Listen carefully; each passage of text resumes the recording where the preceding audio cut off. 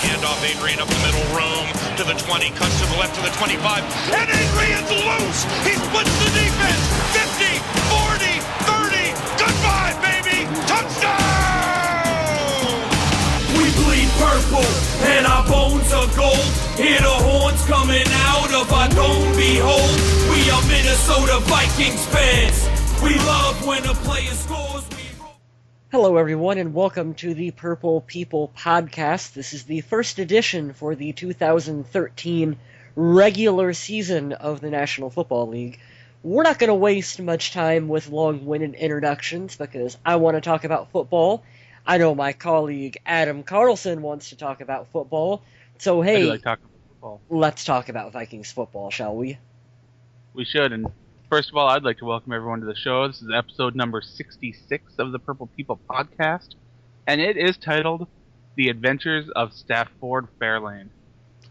Now, I don't know if you've seen The Adventures of Ford Fairlane, the Andrew Dice Clay movie. It's something if you haven't seen it. It's worth checking out if you're into that kind of comedy. I do believe that is our first reference to the Dice Man here on the podcast. I've got to say, I think it is. Hopefully it will be the last. It's possible. Maybe not. We'll see. We're going to right into the quick hits. Now remember, we didn't do a show in the past about 10 days because we didn't want to do a show right before the game, and also Kyle West was a little under the weather. Yeah, I was sick for about 4 days straight, and if I start coughing, it's because I still have a little bit of a cold left. So some of these are a little old, and I apologize for that, but they're things that we haven't touched on. So let's get rolling. Let's touch them, and not inappropriately. Either way with me. But anyway, the Seahawks released Antoine Winfield, and then he retired. There was some speculation of Antoine Winfield returning to the Vikings, but that seems very, very unlikely. The Vikings claimed offensive tackle Jamarcus Webb off waivers from the Chicago Bears and released Tony Kropog. Looks like Jamarcus Webb will be the new Vikings swing tackle. Mm-hmm. A lot of people questioned Minnesota. Oh, go ahead. No, I was going to say, a lot of people were questioning why we did that, and just got to remind everyone that, they're going to use him in a backup role. It's not like he's going to be starting, so don't worry about protection issues that they had in Chicago. He'll do fine in whatever small capacity the Vikings use him. Yeah, different coaching, different venue. If nothing, it's a fresh start for the young man, so yeah. Why not? Yep. Good news from the state of Minnesota. It sounds like they're going to go forward with the building of the new stadium, and that they aren't too concerned with the Wilf family finances and history. Mm-hmm.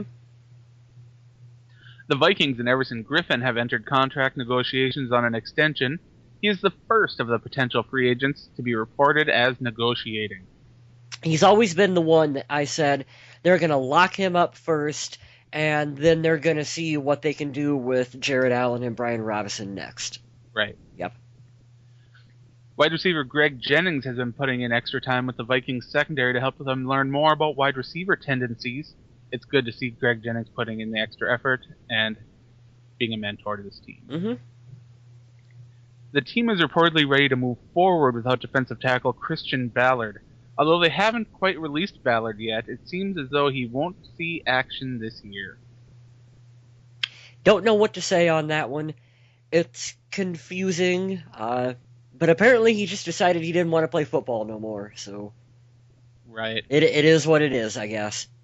Did you know that I'll catch a grenade for you? Because Bruno Mars will be performing at halftime of the Super Bowl this year. So at least you know that's going to happen. Yeah, who cares? They get the stupidest people to play at halftime. I like that new Bruno Mars song. It sounds like a really older R&B song, and I kind of dig that.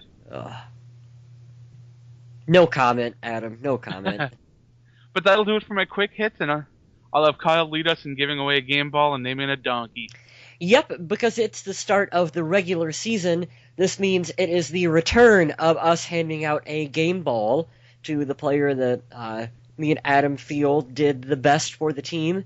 And then we also got to label a donkey. That's our player that just absolutely stunk up the field. So, I'm going to kick things off, and I'm going to give out. All right. I'm going to give out a game ball, I like it. and I'm going to go with Harrison Smith, who Okay. I think is just going to be an absolute superstar stud this year for the Vikings. He was all over the field in Detroit, making hard hits, just coming out with near interceptions, and just generally around the ball making plays for this defense. Love it, love his hustle, love the way he plays, and I expect him to continue to just look great for us all year long. Good. Now, I'll be honest. I don't want to give out a game ball. I don't want to. I don't know if there was a player on the team that deserved it. Understandably so. So, I'm going to take my game ball, and I'm going to give it to Reggie Bush. Oh, that hurts. No Vikings player deserved the game ball this week. Reggie Bush came out and made everybody on the Vikings team look silly.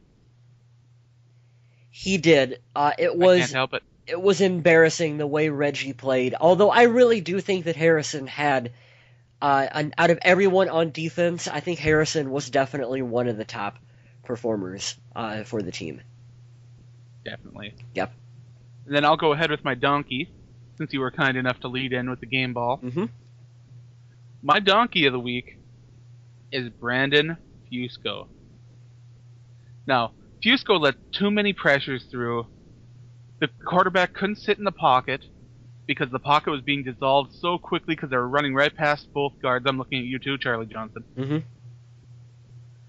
And we saw a miscommunication on a handoff because quarterback Christian Ponder was tripped by his own player, Brandon Fusco. Mm-hmm. So Fusco, step it up. Yeah, I agree with you, Adam. If I can compose myself here.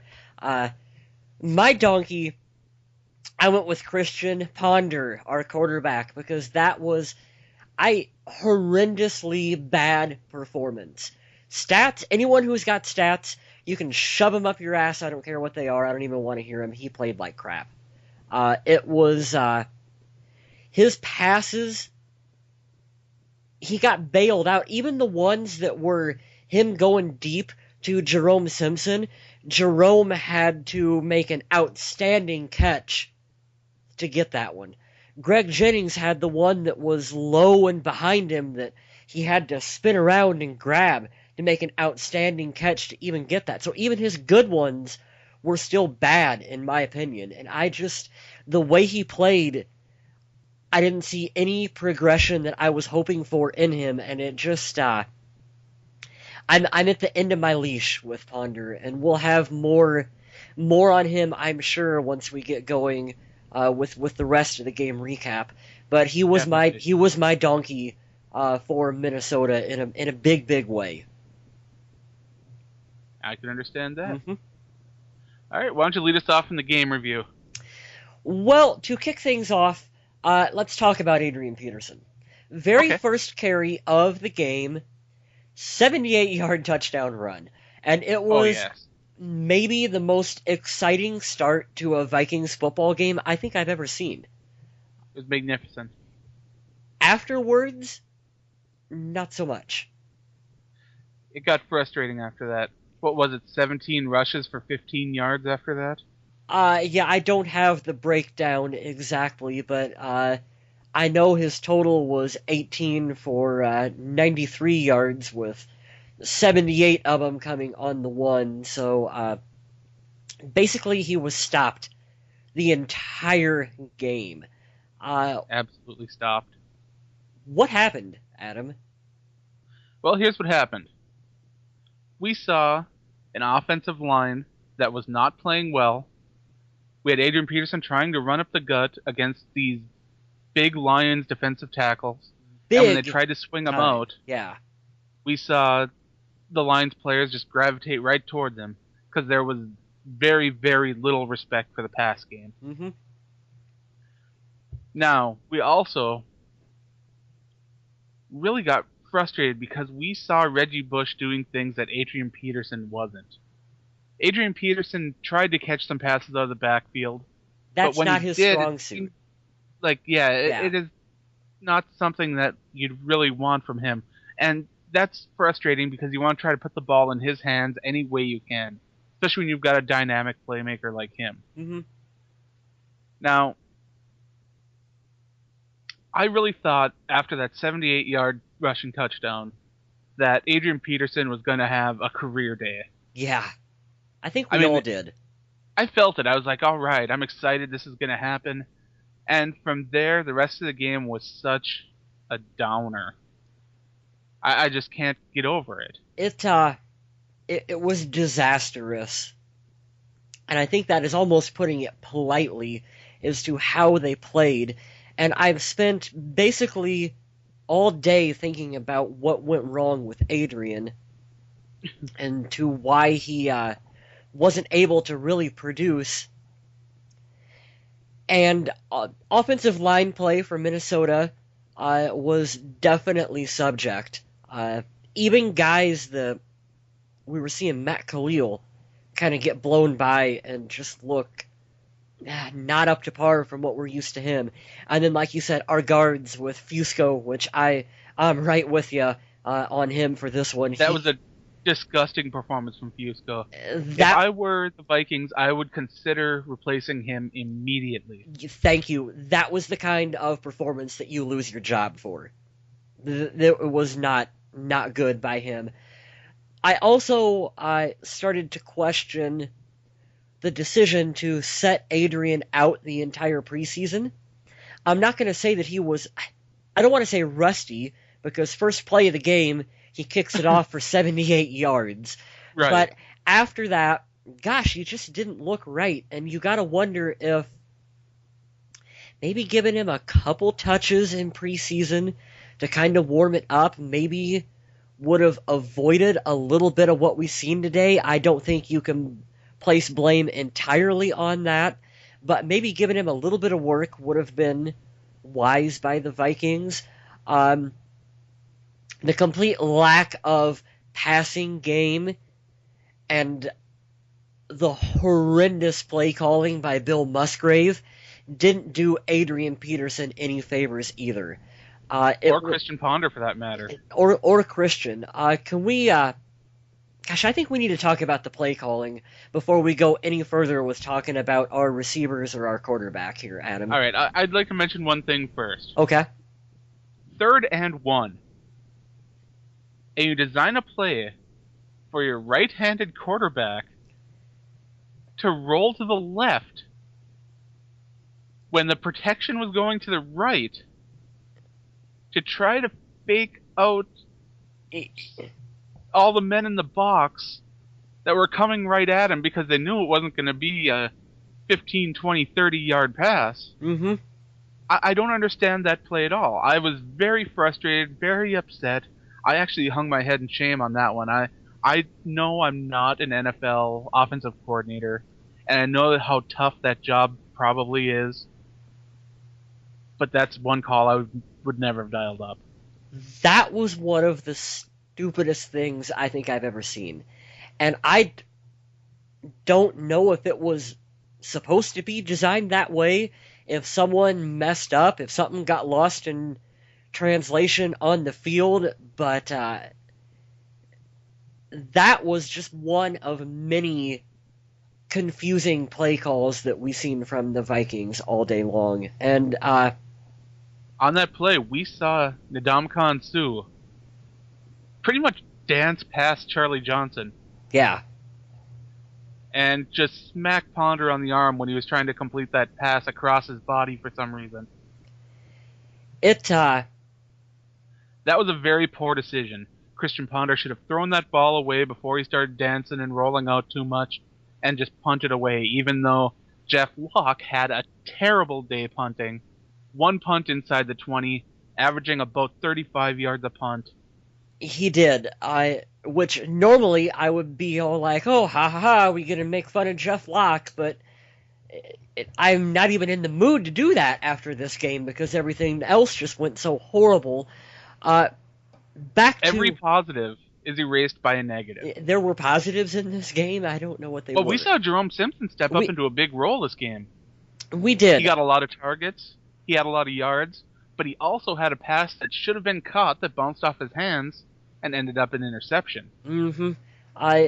Good Jerome, bad Jerome. That's what you get with him. He's one of those players where he's either going to go over the top and make that outstanding catch, the 47-yarder that he had, which was not a good pass on Ponder's part, the way Jerome had to look straight up and compensate for wherever that was going. It's outstanding that he even caught it. But you're either going to get that or you're going to get him just completely screw up on the play and tip it up in the air and it's going to go be a pick six. That's what you're going to get from Jerome. But this was easily his best game as a Minnesota Viking. And with him being healthy, even the negatives that come with him, you can see why they wanted to give him another shot on this team. I do like that from Jerome. I would like to see, and this comes back once again to play calling, I don't know why Jerome Simpson is the focal point of the offense when we've got Greg Jennings on the field, and we've got Cordero Patterson that we drafted. And the $9 million man, Greg Jennings. Yeah, it's like, why are all these passes going to Jerome Simpson? Like, can't Musgrave dial something up for Greg Jennings? Can't they get him involved? He had 3 receptions for 33 yards, which is not really something to write home about, in my opinion. Now, my backup donkey, who I was going to pick if I didn't pick Brandon Fusco, was Kyle Rudolph. Now, I know a lot of you out there are saying, why are you picking Kyle Rudolph? He didn't do anything that terrible. When you watch the game again, because I know we probably are going to when we're sitting at home with a bottle of Jack Daniels in our laps or something, watch him running his routes. Every time Ponder tried connecting with him on a pass, Rudolph would turn and he'd hesitate. And just that small hesitation was enough of a window so that Ponder missed him completely. And to me, that was so frustrating because there were times when we needed big passing downs. We needed the team to step up because they only they only picked up 20% of their third downs in this game. Which is, you're not disgusting. You're not gonna win any game ever if you only complete 20% of your third downs. So my finger's waving at you, Kyle Rudolph, because I know you can do better. Get confidence, come across the middle, look for the pass, don't hesitate to try to look off something, or I don't know what you're trying to do.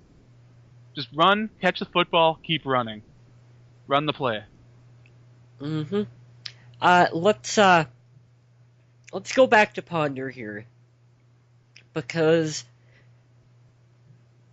some of the pieces around him maybe weren't playing up to par like what we've talked about. Maybe that could have been part of the reason why he looked the way he looked. But this was one of those performances that you start to get worried about. At least I do. Because we're not talking about a rookie who only has a couple starts underneath him. We're talking about a guy who's coming into his third year. Right. Say whatever you will about his first year in lockout and the Donovan McNabb, and I'm at the point where those are excuses, and I'm tired of making them. Ponder cannot continue to play like this. If he does, he's out the door. Now, I just gave reasons why 2 of those 3 interceptions happened. They shouldn't happen at all. But still, I like Christian Ponder. I'm a Christian Ponder supporter. I would love to see him succeed. Fans wanted to see him pass for more yards. Christian Ponder went out today and passed for 236, which isn't bad. It's those interceptions that people are on about now. Last year, it was he wasn't passing for enough yards. Well, now he's getting the yards, and now he's throwing interceptions. This is Ponder trying to do too much when Adrian Peterson is ineffective. That's what it is. The Vikings couldn't move the ball with Adrian Peterson. They got frustrated. They started dialing up these ridiculous plays. I didn't see once them run that trap play that was super successful last year that we probably saw 100 times. Mm-hmm. But we can find a way to target Zach Line for a reception. we can't get Cordero Patterson involved in our game plan at all, but we can sure find a way to get Zach Line out there, which I like Zach. I'm not knocking on him. I love the fact that he got an 8-yard catch for the team, but it's like I just shook my head when that happened. I'm like, of all the people to be catching passes, why Zach Line? I'm a Ponder supporter too, Adam. Here's what I'm starting to think after this game. Ponder, whether or not he's going to be an answer or not an answer for the Vikings, I don't know. Because I'm not in any position to make those kind of statements about the quarterbacks on this team. But what you're going to see from him, I think, he's either going to look really good from time to time, but I think for the most part, you're not going to get... You can't rely on him to go out there and win games if Adrian Peterson isn't going for you, if that makes sense. Well, we saw him step up in a couple games last year when Adrian Peterson didn't have it going. Mm-hmm. And that was beautiful to see. I commended him on that, and I really thought he did a good job there. This week, he tried to step up, and it fell flat on his face. Yeah, and I think he'll be able to do that from time to time, but I don't think you're ever going to get that on a consistent basis with him. And no, I'm really starting to believe that. That's scary. He's like Katy Perry. He's hot and he's cold. He's yes and he's no, and all that. That is a frightening prospect for the Minnesota Vikings, because that means once again we could be searching for a quarterback after this season. Because I'm sorry, Matt Castle's not the answer for this team. And McLeod Bethel Thompson isn't ready. I know there's a lot of McLeod Bethel Thompson fans out there, and we like him too.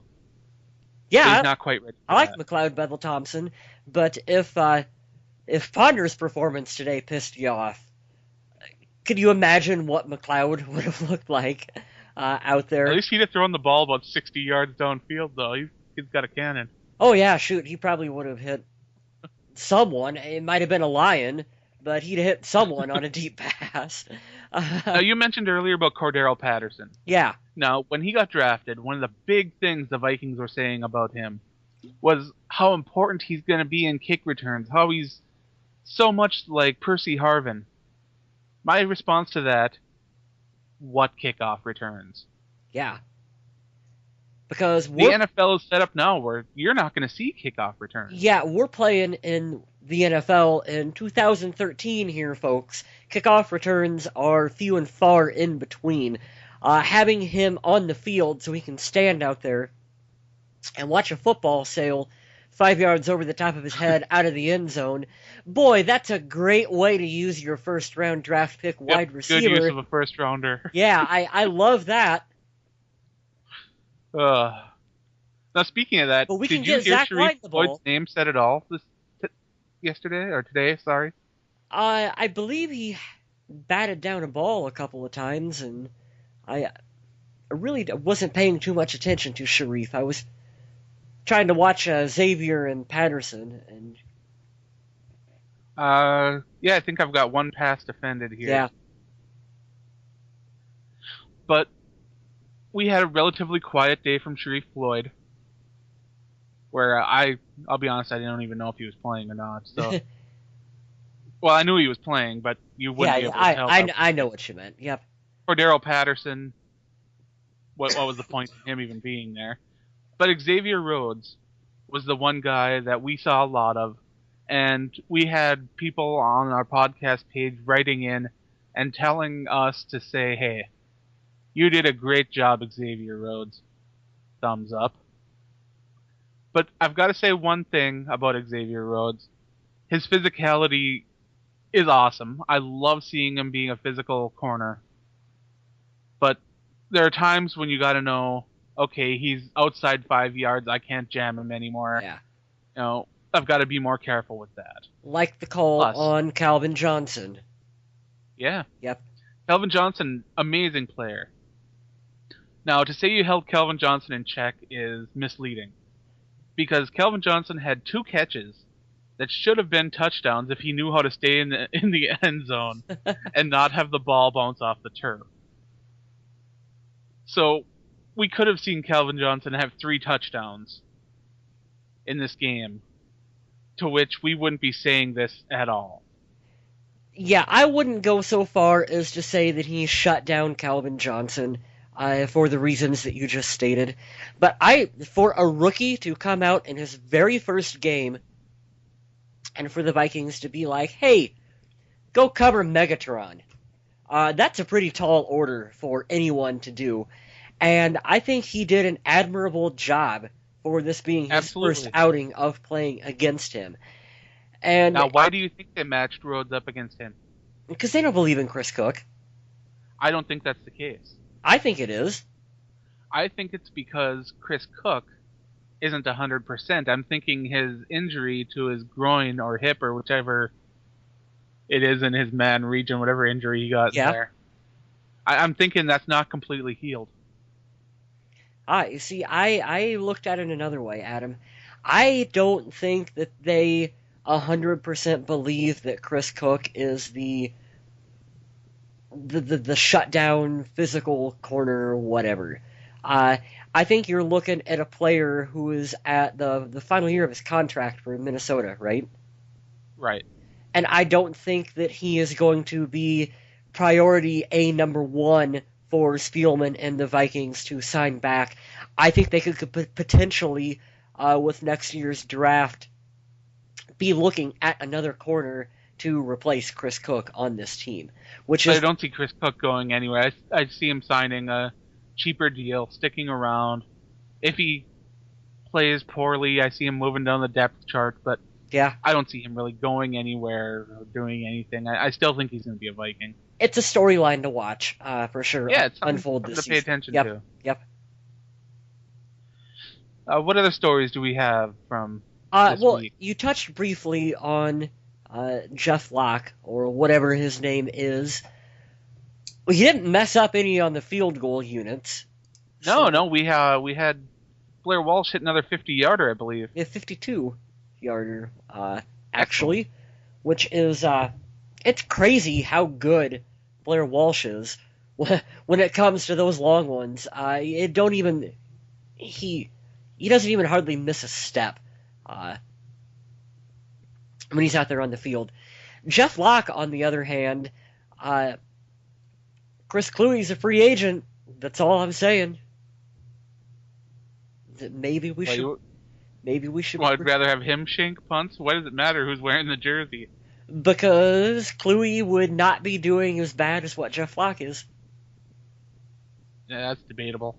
No, there's no debate that Kluwe should be on this team. It's definitely debatable. Nope, no debate. I will have none of it. See, we talked a lot about the offense. Let's talk a little bit about the defense. And let's talk about sending them all to tackling school. Because it seemed like everyone they tried to tackle, as I wrote in my new article on the Viking Age, which you should check out when you get a chance, it seemed like everybody the Vikings were trying to tackle were covered in petroleum jelly. They were just sliding right off of them and laying on the ground, and it was really a pathetic showcase. They were hitting people in the backfield and bouncing off, and then they were running through and picking up extra yards. It was sickening. And these are linebackers that the Vikings have. 3 linebackers that play. And all 3 of them I thought were solid tacklers. Chad Greenway, one of the most solid tacklers in the NFL. He had an whipping off game. On tackles. Apparently, Reggie Bush is Chad Greenway's kryptonite. I think so. Yeah, because he had one of the worst games that I've seen Chad Greenway have in a long time. And he doesn't have many. No, he really doesn't. So I wanted to address that because tackling was just abysmal. If the Vikings could have gotten some of those tackles, we'd have seen a lot more third and longs. We probably would have seen the Lions convert them anyway, but the way that the team was playing. But Yeah. I'll be honest and frank. The Lions outplayed the Vikings this week. Mhm. The Lions deserved this win. The Vikings did not. Positive takeaways from this game. If the The team's going to... uniforms looked all right. They did. I am a fan of the white jerseys with the purple pants. I like that look for the Vikings.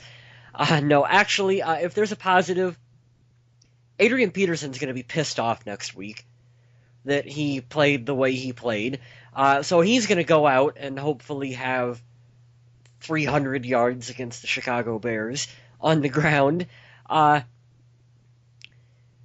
going to get their butts chewed out by... I hope so. Not only Leslie Frazier, but probably every positional coach on this team, when they do film study, is going to chew them out and ream them out. So, I guess it's good to have this on tape now and get it out of the way, get it out of their system. Hopefully bounce back and learn from it and play up to the standards that we are expecting from this team. All right, I have on my phone, when I get a text message, it makes the baroo sound when the Vikings get a first down. Yeah? If the Vikings had been playing this game in Minnesota, I would have heard the baroo more on my phone than I heard in the game. Yeah, I That's believe not it. good because I'm not a very popular guy. But I also wanted to talk about one other spot that we failed to mention, and that is the Vikings' defensive ends. Now, I thought that the Vikings' defensive ends were going to have a field day against these Detroit Lions offensive tackles that Riley Reef I just don't have any faith in, and the other guy that they plugged in, I, to be honest, had never heard of the guy. And I thought that Robinson and Jared Allen would just have multiple sacks, 5, 6, 7 sacks. 1 sack. Jared Allen. Yeah. Well, Adam, when your offense can't get a first down and your defense has got to be on the field constantly, time in and time out, takes a toll on them. And I believe if our offense would have been able to get a few more first downs, run the football, set our defense up in better positions for them to be able to get out there and go after the quarterback. And it couldn't do it. I've got a positive thing to say about someone. I do. Josh Robinson was sniffing out the ball, and he was there on a lot of plays. And I'd like to commend Josh Robinson on that because, I'll be honest, I'm a skeptic. Mm-hmm. When it comes to him playing the slot, I didn't know if he'd be able to fill in the role for Antoine Winfield, and I'm still not sure. But this game, he showed me that he's taking steps in the right direction, and I'm really excited to see what happens in the future with him. Yeah. I think a couple more positives to take away from it. You can't underestimate the fact that Jerome Simpson had the game that he did for the Vikings. That's really good. We need someone to step up, and I'm glad it was him. Greg Jennings had a really nice catch. He didn't have the production that we were hoping for, and that comes from Christian Ponder not getting the ball where it should be. But hey, he can't help it. He was being tripped by his own offensive lineman. Yeah, but horrible offensive line play. Horrible decisions on his part, too.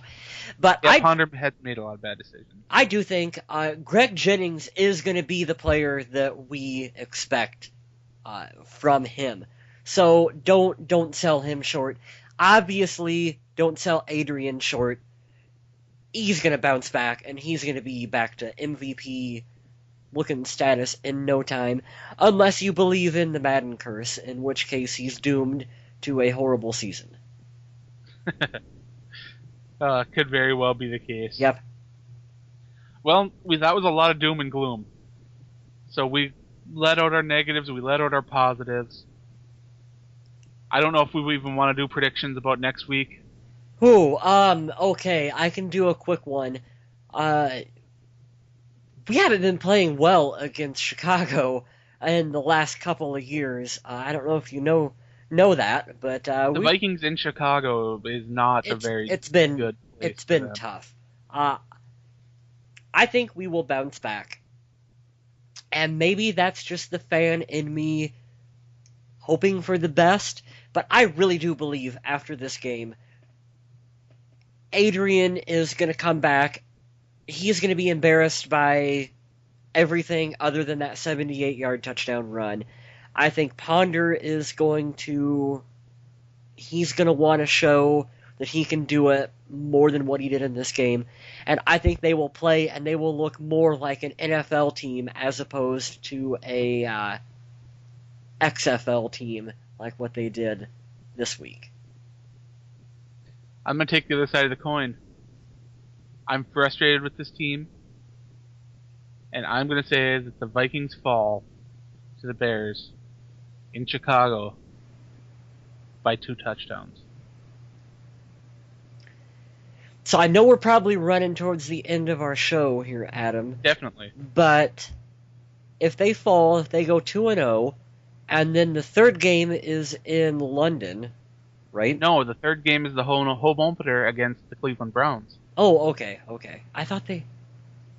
The fourth game is the one in London against the Steelers. Okay.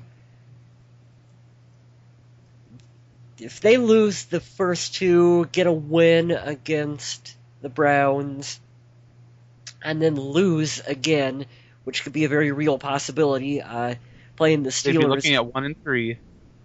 That put Leslie Frazier on the hot seat? Leslie Frazier, I'm thinking no. Christian Ponder on the hot seat? I think Rick Spielman will be eyeing down Christian Ponder, and I think that hopefully he'll be eyeing down some of those offensive linemen, and if he's not thinking about having a yard sale, I hope he's thinking about at least pricing some of the other options. As bad as what Ponder could potentially look, I don't think you go out of the house at this point, because the options that are on the market... No, not for this season. Oh, okay, I hear you. I was going to say, otherwise, the other options that are out there for quarterback, you do not want to bring in, and yes, I'm talking about Tim Tebow. Well, let's take a look and say, okay, Christian Ponder had a better game than Blaine Gabbert. That's a thumbs up. Yeah, Gabbert was probably, 32? Ponder was, 31? If we're going to rank quarterbacks this week? Not good. Keep in mind that they started Blaine Gabbert with a broken thumb, and never mind. I'll never understand Jacksonville. They scored 2 points. Guys, okay, wait a minute. Let's end on a high note here. No matter how bad we think our game looked, fucking Jacksonville scored 2 points. Their offense put up a donut. Yeah, I mean, 2 points. Think about... When you think about it, their situation isn't all that different from Minnesota. They have Maurice Jones-Drew, who is an awesome running back. Well, he was. They've got like 5 years ago. Defense. He's still got talent. Yeah. They've got some good players on defense. They've got a team that should be better than they are. But from the outside looking in, I can say Blaine Gabbert sucks. Oh, Blaine Gabbert is horrible. What's funny is that people in Jacksonville might be looking at the Vikings the same exact way and saying Christian Ponder sucks. They probably are, and they might be right, but... We'll end with you on that thought, Yeah. unless you have something else to add. Nope, let's end this madness and move on to Chicago and hopefully pick up a win. Alright. I'd like to remind everyone to check us out on Facebook. We're growing by leaps and bounds on Facebook. I think we're up to 666 likes. Ooh! I know, freaky, right? And Kyle West always loves hearing from you on Twitter. I do. So make sure to send us messages, and, ladies, don't be afraid to throw your underwear on stage. We're like that. We don't have a stage, Adam. We gotta make a stage of that. We gotta make a stage. I But took thank you for carpentry listening. classes in high school. And remember to stay classy, Minnesota.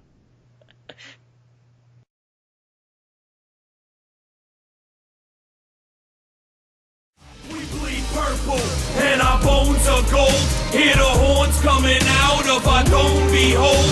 We are Minnesota Vikings fans. We love when a player scores, we roar, ignite the stands. We bleed purple and our bones are gold. We're the kings of the north, our slogan skull. No Packer, no bear, no lion can beat us. We will punish anyone if they try to defeat us. He's the MVP, appreciated greatly. Running all day, 2K, that's AP. Make a defense cry or maybe beg. ACL stands for Adrian's crazy leg. He's the heart of the team. 28 holding up that Lombardi is a part of the dream. We will never give up. We find the faith to move